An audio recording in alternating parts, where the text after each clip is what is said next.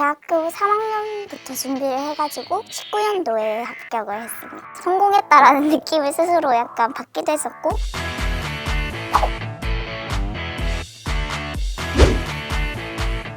경쟁률이 엄청났을 거예요, 아마. 공무원 열풍이었잖아요. 정말 열심히 준비를 하신 거죠. 합격하고 나서 되게 행복했었던 것 같아요.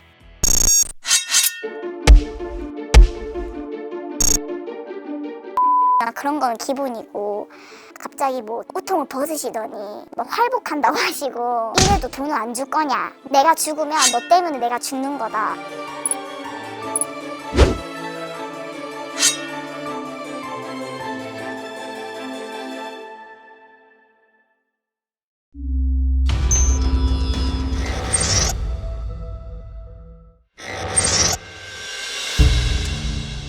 제가 이제 구청에서 근무를 계속 했었고, 급여를 지급을 하고 자격이 안 되면 중지하고 수급자 혜택을 드릴 수 있는지 그런 조사하는 팀에도 있었어요.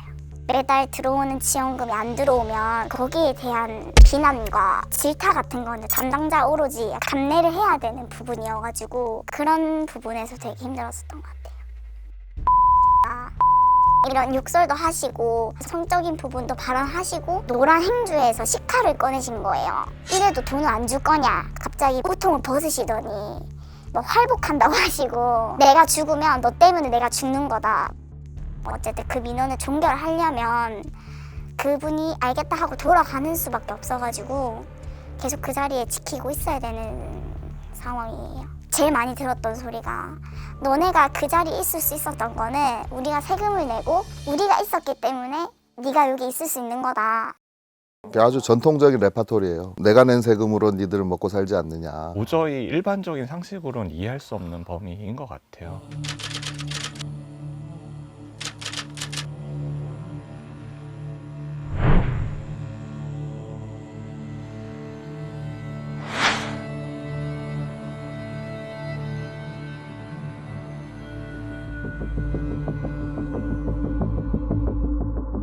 (20) 년 전에 제가 당했던 거를 저희 후배가 여전히 그렇게 당하고 있는 상황이에요. 그 당시에는 저희가 이렇게 민원대가 있었거든요. 민원대가 있어서 제가 이제 그런 이제 안내를 드리자마자 갑자기 네가 무슨 공무원이야, 너 죽여버릴 거야, 그러면서 목을 조르려고 이 민원대를 척척 올라오셨어요. 그래서 목을 이렇게 조르려고. 그때 그랬는데, 그게 지금 좀 달라졌느냐, 더 나아졌냐, 전혀 그렇지 않습니다. 심지어 뭐 성희롱, 뭐 본인의 뭐 성기를 찍은 사진을 막 보여주면서 뭐가 터졌으니까 뭐 정관 수술하게 돈을 달라고 하지를 않나. 예, 방금 나왔던 저런 사례들, 성희롱 사례들 정말 부지기수로 많고, 그 충격을 받으신 분은 굉장히 헤어나기가 힘든 거예요. 사전 예방하는 게 굉장히 중요합니다.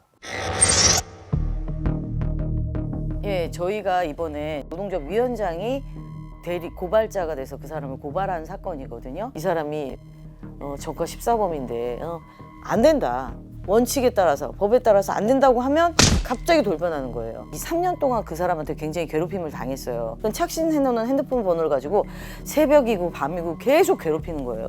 계속 전화를 하면은 너무 참아 들을 수 없는 욕들을 막 하는 거. 심지어 본인 욕이 아니라 니네 부모가 그렇게 가르쳤니, 엄마가 뭐 라서 뭐 그렇다, 뭐 이런 그 차마 들을 수 없는 그런 모멸감에 막 사무치는 그런 말들로 괴롭히고 이런.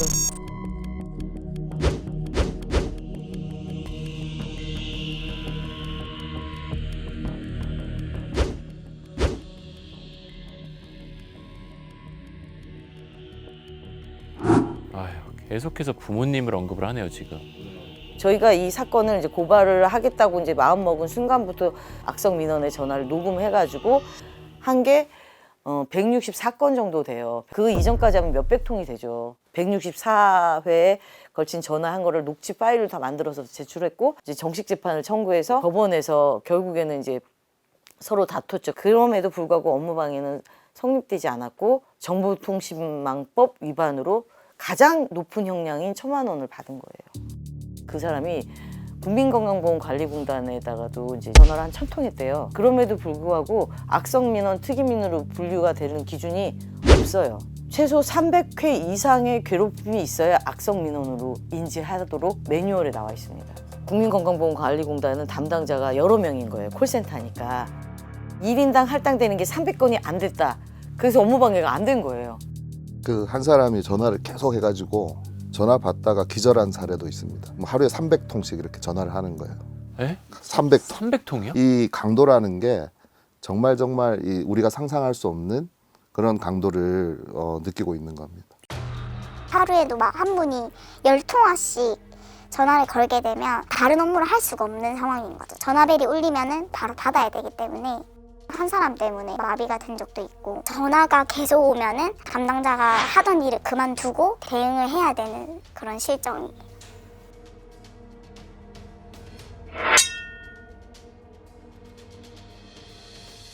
파풀이 하듯이 악성 민원을 넣는 분들이 있는 것 같은데 이런 분들의 심리는 대체 어떻게 된 거예요? 이분들은 다른 인간관계에서 계속 그렇게 살아왔던 분들일 가능성이 높아요. 뜻대로 안 되면 떼쓰고 뭐 욕하고 협박하고 해가지고 뭐 엄마로부터 원하는 걸 얻어낸다거나, 세게 하면 주더라, 언젠간 주더라 라는 게 학습이 돼 놓으니까 그게 통하지 않는 공간에 와서도 그대로 하고 있을 가능성이 좀 높다고 생각을 해요. 사실상 그런 민원 유형이 너무 다양하고 악성 민원 유형이 매뉴얼로 딱 정해지기 좀 너무 힘든 부분이 많더라고요. 그래서 저 같은 경우에는 그 매뉴얼이 크게 도움이 됐다고는 못 느꼈거든요.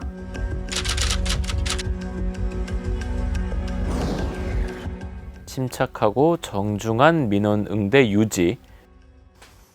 밑에 미국 사례가 있네요. 미국 정부의 사례를 드러났습니다. 제일 끝에 단어가 제일 중요한데, firmly라고 해서 엄격하게 대하라. 예. 그게 있거든요. 근데 우리는 friendly만 소중하게 생각하는 거예요.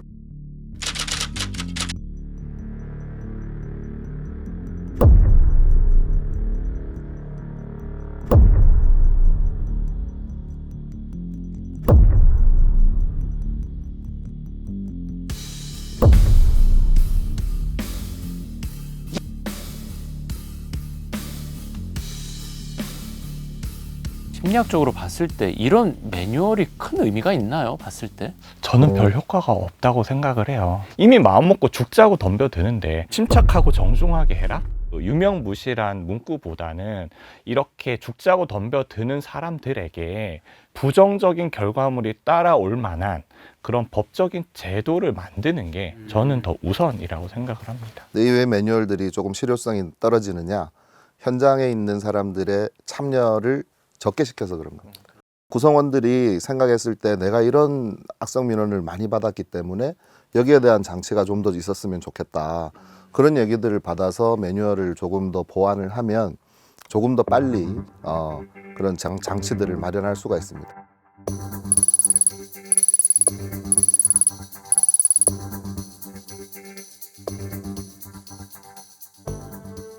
뉴스의 지식을 담다 스프, 저 주시은이 자신 있게 권해드립니다.